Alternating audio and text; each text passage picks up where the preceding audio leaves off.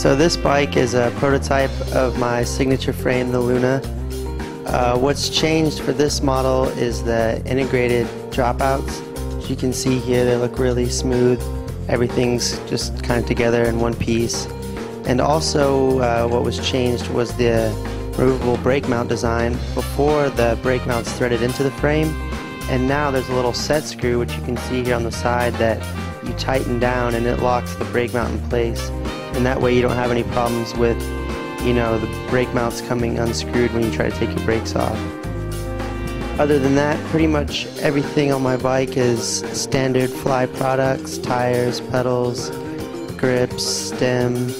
The only items that aren't Fly on my bike are the profile cassette hub that I've had for a while, still waiting for the Fly one to come out, so that's why I'm rocking that. And then also a Mutiny hub guard that my good buddy Gaz at Mutiny gave me.